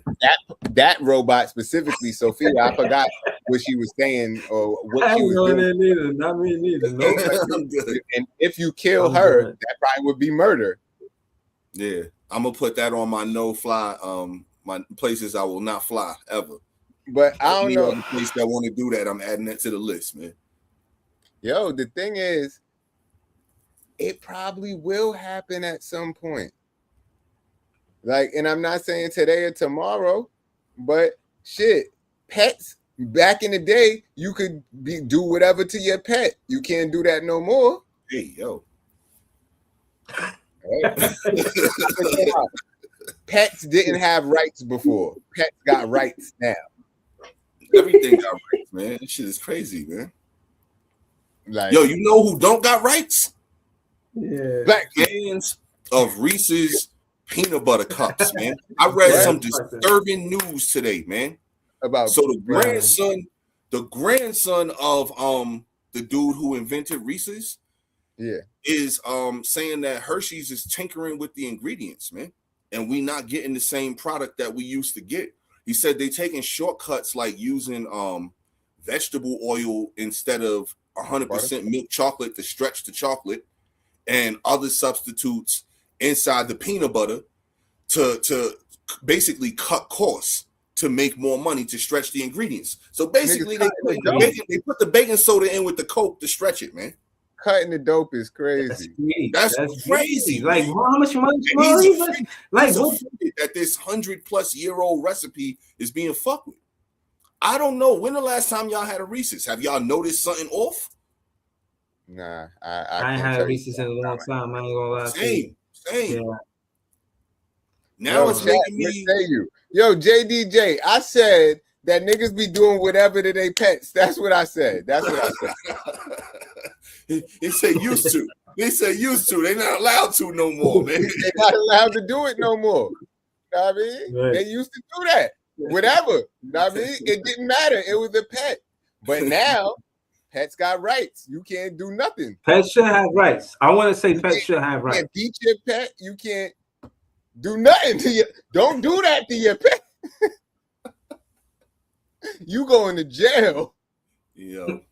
That's crazy. But nah, that shit was wild when I read that, man. Like, so now I gotta try Reese's to see if I notice something off, man. Just the traditional, none of the hybrids and nothing.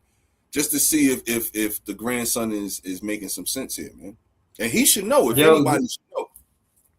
Yeah, did y'all hear that Tinder is he got his own Instagram?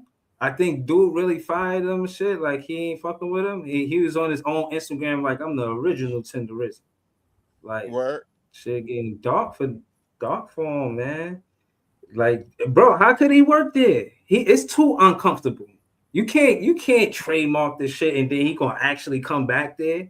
He sent them on that way when he took that flight. That was it. He ain't coming back. I don't think he part of that shit no more. I'm gonna check while we here, bro. But I probably woke up and smelled the coffee. Like, I saw him do a new video, but it seemed like he was at the same place where you usually be. So that means he's still working. No, don't quote me on it, but it looked like he was in the same spot. Options are everything in life, man. He was still talking about them black diamonds. That's what he called it, the black diamond. I hope so, bro. Wait, you know, I want the best for.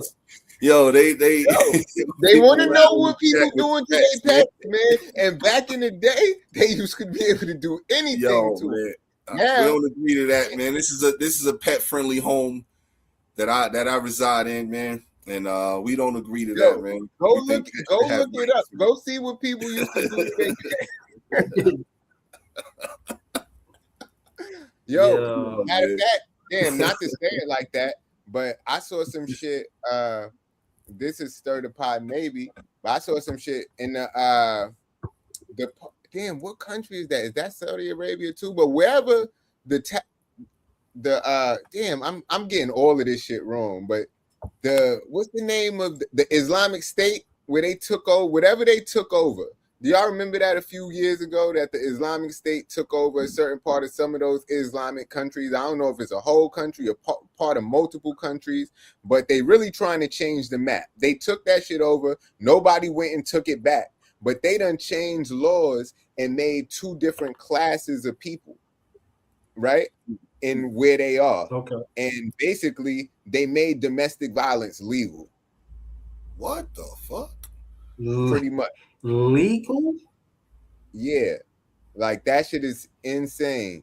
In this certain part, like because I forgot where it is, but the Islamic State, which they used to call the Taliban or whoever or whatever, they organized, took over a certain part. Remember, I think that was when they was it when they were saying that America left and then left mad equipment there and shit like that? They just pulled out overnight and they left mad equipment, and then this was some real military shit. And these dudes were celebrating that they actually took over the government. They overthrew the government that was there, got them niggas up out of there, and then they started forming their own shit called the Islamic State. And they legalized fucking, like, they don't call it domestic violence. They got other names for it or whatever, but they saying, pretty much saying, if you're a certain class of citizen, you're able to do this to other classes of citizens. And basically, in what they're saying is domestic violence is legal, and even if you get like brought up on the worst charges of it, you only do 15 years in jail. I mean 15 days in jail. The worst. I'm not saying only. Yeah, that's a penalty right there. 15 years. You could get 15 days, and then everything else is just like you it's like a family dispute, so it's okay. Pay a fine, go home. That's crazy. Like, I could look and get the realism if y'all want, but I just thought that shit was crazy when I saw it yesterday, because it's like, that's a no-fly zone, man. To advocate that, like, who would make such a rule to bypass that? You know, you're advocating violence to an extent. You know, you're gonna have people living in fear. That's crazy. I just seem toxic. No type of assault. There's probably no type of assault charges, battery charges that's going on. Like, if, you know, dudes getting into a fight and the cops come, all right, guys, break it up and go home. You know what I'm saying? Like, there's nothing. There's no repercussions with anything, it sounds like.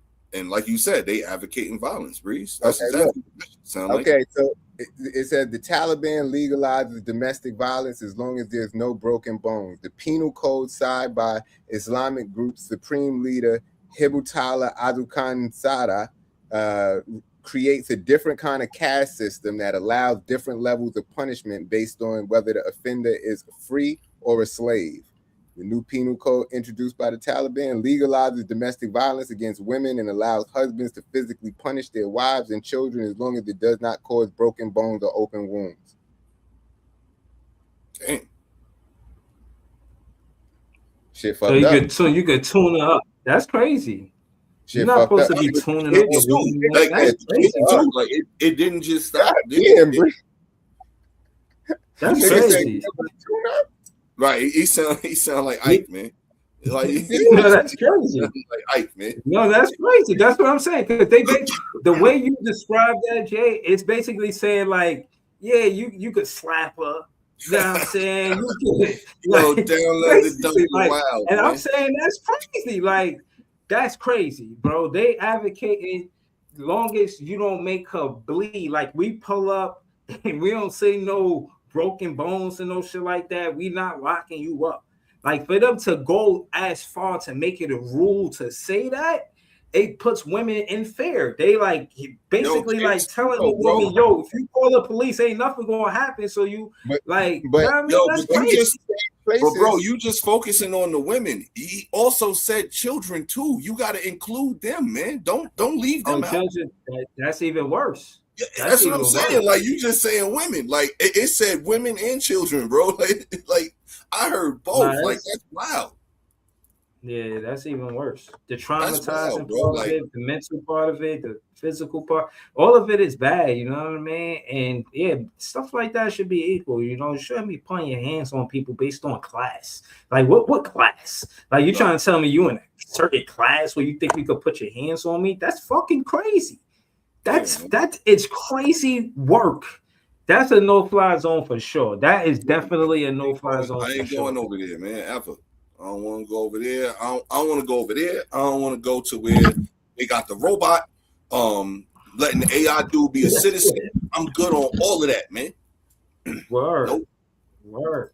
Cool, man. And you know, like, I don't know, certain things I just think should stay old fashioned. You know, you don't gotta change everything. You know, I don't think AI improves everything. I don't know, Yo, I got a man. question though.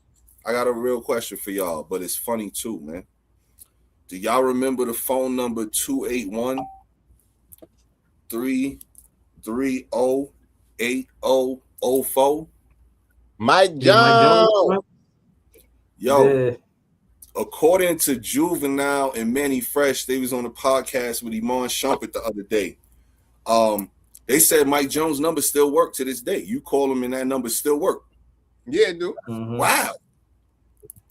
Mhm. I seen Mike Jones on an interview the other day. He was talking about how the first number that he had before that, he said it just flowed, and he had that, and something happened where they was trying to hack his number. Like he had to get a pin to get in his own number. Look, Niggas is stupid. Yo, down on the Dunker said something, then F in the room said, "Oh, we got him." Yo, what is wrong? Yeah. Oh man. Yeah. The chat. Wow. Yo, Man. down on the Dunker, you got to do better. Why man. the cops at my door? We got him. Oh man, because you don't live in that republic, man. Yeah, that's why, bro. You don't live there, man. Damn, man. Y'all crazy. Gotta be man. careful, man. But yo, man, that's wild that number still work. That's wild. I mean, anybody could call him anytime. Yo, Mike Jones, who? Yo, I died laughing when I seen that shit earlier. Y'all want me to call him now? Y'all want to call Mike Jones? Yo, put the 1 minute chat if y'all want to call Mike Jones and see what happened. Because I put him live on the Jones, man. You still in the pot, man. Call Mike Jones, man. If y'all don't want to call Mike Jones, that's what we do on here, man. What's the number? You said 284-330 281 330 8004. All right, we calling Mike Jones. Fuck it.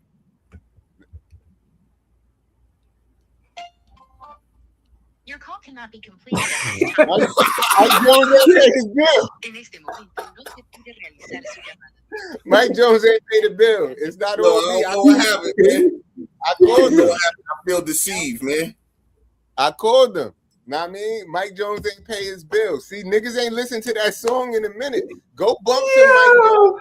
So Mike Jones I just seen that clip in that podcast earlier. That's crazy. I don't know when that podcast originally aired. I don't know all of that. But that's wild. I'm not saying you wrong. I'm saying Mike Jones ain't paid the bill. Niggas did not listen to that song in mad long. Yo, go bump tipping on fofos so Mike Jones can get his phone back on, please. Because we need to call Mike Jones. That's wild. Wow, yeah. Listen, you heard it here. You heard it here, folks. Now, I mean, Mike Jones' phone is off. Let's get a GoFundMe for Mike Jones because Paul Wall and Slim Thug is not taking care of the man. Yo, man, that call was not a 10 out of 10, man. That was not a 10 out of 10. You seen any 10 out of 10 any 10 out of 10 reviews this week? Or any movie shows that you gave a 10 out of 10? I've seen no, not really. No. Nah. Shit just I've been cooling. All right. The All-Star game definitely wasn't a 10 out of 10 for him. You know what I mean? That wasn't a 10 out of 10. The only thing that was a 10 out of 10 was my daughter's birthday, man. I kind of stayed low off of the internet, but like it was kind of like, to keep it real, it was kind of like a social media detox. You know what I'm saying? For that first until my daughter's birthday, like I stayed low. I ain't do no lives. I kind of just was chilling. There wasn't no NBA games, and it was dope. It was kind of dope. You know what I'm saying? So I wasn't really watching nothing. I told you I seen the Cat Williams. I seen the Mike Epps, and I did see what P was talking about Pieces with Pharrell. That was dope. Now you're talking about a 10 out of 10. Wait, I give it a 10 out of 10. I ain't giving that shit was fire. Bro, that shit was fire, bro. The Lego movie shit? Yeah, piece by piece. What's Yeah. it on? What's it on? Netflix. Where you watched it? I watched it on Netflix. All right. Yeah, it's a fire movie, but I ain't no 10 out of 10, bro. Yeah, I wanted to see Breeze. that. Yo, in case you new to the show, Breeze gives damn near everything a 10 out of 10. So we always, I mean, if that shit was half decent, what's 10 a out 10 of out of 10 this week? You know what I'm saying? So, But so yeah, you know, Pieces was 10. Well, hold on. So piece by piece, you don't get out of 10 out of 10? No. it's like And a I didn't strong even see 7 it. I and a know half, it is. 7 Forever and a half. Story is not a 10 out of 10. Especially in Lego. That was, Yeah. I was, And I'm I was generous. highly I'm generous with the entertained. 7.5 because I really like the movie. That's what I'm saying. 7.5, man. I like the somebody- movie, man. Who was I listening to? They was talking about, I think there's a deep dive about America's Top Model, like the behind the scenes of America's Top Model and how shit was so crazy. I need to go watch that because that shit seemed like it was like they was accusing Tyra Banks of some wild shit and like all sorts of devious, underhanded, and letting like SA go and not saying nothing because the modeling industry is just like that. And She might pop up in the files. yo, I don't know. I got to see this documentary. If anybody in the chat, did y'all see that? It's something about America's Next Top Model and the producers and Tyra and how they was exploiting all of these girls. And like, I don't know. It was crazy what I was hearing about it. So it made me think I need to go watch that. But word. The original Rocky on repeat. Yo, the whole Rocky franchise, man, is dope as hell, man. Shout out to Stallone for that shit for real, man. What's the worst one? The worst one? Yeah. I count Rocky Balboa and Creed in the Rocky franchise. I would say the worst one was probably Rocky 5. You talking about the one with Morrison? Yeah. Yeah. That's probably the worst one. I would probably say Rocky Balboa, honestly, but I like Rocky 5. That's when I like Rocky Balboa. I like Rocky 5 too. Don't get me wrong, but yeah. I'm saying that's probably in my opinion the worst one. Yeah, I think I would have to put Balboa as the worst one if I was ranking them. But because I like Rocky 5, because that go for it is one of like go for it. I like when that part happened, and I like the fact that the struggle between his kid and not being respected, and they went back to the hood. I kind of like that one. I hated the fake Don King, man. Only in America, people. Only in America. Don King, man. Like that was so terrible. That character was not needed, man. He said, "Touch me and I sue." Right, that character was not needed, man. I liked him too. I ain't gonna lie, I did. But yeah, I think I would have to say Balboa is the worst one. And do you count the Creeds as part of the Rocky franchise? As part of the franchise, but I wouldn't rank them all together. Like I think they two separate, Right. Entities. Right. Love and Aries know what I'm talking about. Touch me and I sue. Nah. Sue me for what? I mean, 1 through 4, man, you can't go wrong with. For me to try to have to pick one, I guess I might have to say 3 or 4. I go 3, 4, 2, 1. For me. I could kind of say that similar too. That's. But I understand how iconic the first one was, and the second one, like they would both. But just if I'm watching them, know what I mean? Yeah. I like the third and the fourth ones, man. Them shits are great. It built up to 3 and 4. Know what I mean? So that was like the Tiger, man. Like which one is the one with Mr. T? Which one is that? Which one is the one with Mr. T? 3. That's 3. Yeah, man. That's the one right there. Sugar Lang was a bad man. Yeah, man. Yeah. He was disrespecting Rocky all in front of his woman. He's like, yeah, come here to go home with a real man. Yeah. That was crazy. Yo, That's crazy. Did he whoop Rocky She looked like ass, she don't too? know. She looked like she don't know what it be like to be with a real man. Something like, yo, he was violating, man. Right. Yeah, he was violating. But Rocky was violating by not giving him a shot. Know what I mean? They was ducking, they was picking fights, they was ducking, they were trying to keep the black man down. Nigga Mick was being racist, calling him an animal and all of that. Know what I mean? He had to put the pause on Rocky. Yeah, he was picking the easy, the easy fights for him. Mhm. And Mr. T, well, Clubber, he was realizing, yo, that ain't what it is, man. I need that title from you. If you ain't gonna just give it up, man, I'm gonna take it from you. Pause and right, right. Yo, three was fire, man. 3 and 4, them shits was so fire, man. For real. Yeah. Yo, why didn't Mr. T become a superstar? Because he did A-Team, he did the Rocky movies, but that's it. I didn't really see him in nothing else. You don't think Mr. T was a superstar? Right, he was the biggest.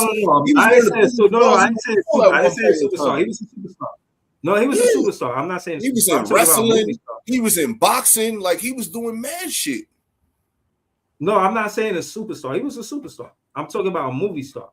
Like, do you think he was like typecast? He could only play like one kind of role, man. You really think about it? Like, come on, man. You really expect this dude with a mohawk, feather earrings, and 50 chains to be playing a lawyer or a doctor? Right. You know what I'm saying? Like, he got one role. He typecast him, man. Typecast like a motherfucker. He was playing himself, man. That's what he was. He was playing himself in all the roles. You know what I'm saying? That when he said the Rocky, he thought of those lines. No director had to tell him what to say. He came up with all of those lines. He was a movie star, but maybe not. Like, it was a little bit. He wasn't. How many movies was he in? Okay. How many movies was he in? I don't know. Well, he's not like a great actor. He's not a great. He was a TV star. He was a superstar. Yeah, I feel like he wasn't a movie star though. Okay, I only seen him in one movie. That's all I'm saying. Like, he wasn't in a lot of stuff, man. And when he was Mr. T. Like, who you playing? Oh, he playing himself. Like, think about it, right? So when he first came out, they played him as characters, but he played himself. And then after that, they figured out, yo, we can't write no characters for him. So in everything, he was just always himself. Like, anytime he was in TV and movies after that, he was just Mr. T. The Blues Brothers. Okay. 2, Rocky 3. It looked like a lot of TV movie. Yeah, you're probably right. TV movie. He had 3 movies though. I respect that. Okay, he was in the Blues Brothers, Rocky 3, and what was the third one? Some shit called Penitentiary 2 in 1982. Like, these are shit.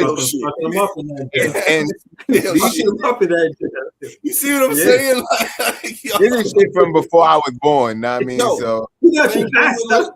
He got the school principal. Like, Debo could only play like Debo in Zeus from the wrestling movie. Like, what else could he really play? You know what I'm saying? Like, it's people get typecast, man, and it still pay the bills. You still get a check. Ain't nothing wrong with that, man. But like you were saying, he a superstar because he's in so much stuff. Like, he's in stuff, right? For sure. It's mostly TV, mostly cameos, but it's not it's himself. He Mr. T. Because he's his face is his own business card. You know what I'm saying? Yeah, his likeness. Right. Like Snoop. Like, Snoop is just like a global brand. Like, Mr. T is a brand. Right. Hold on. Let me end the show, y'all, so I can clip it up. Shout to JP, shout to the chat, shout to Big Fan Breezy. Subscribe to my page, Big Fan Breezy. Subscribe to Kitchen Sink, that's P page. Subscribe to Jay. This is JTV on YouTube, and follow This Is Jay on different show on Tuesdays. And we out here. Y'all know I'm finna do the recap soon. And we're gonna be back next Thursday. You know what I'm saying? This is Stir the Pot, where we make it hot. Thank y'all for coming. Get a whiff. You got Prodigious Firstborn. He says shrimp and grits my favorite dish. Shout out the gang. Y'all already know, man. Shrimp and grits is great. But yeah, man, we're gonna be back with the next one. You know what I'm saying? Might call that shit Red Lobster biscuits or some shit, know what I mean? But yeah, man, I appreciate y'all, know what I'm saying? Have a good one, y'all. Peace.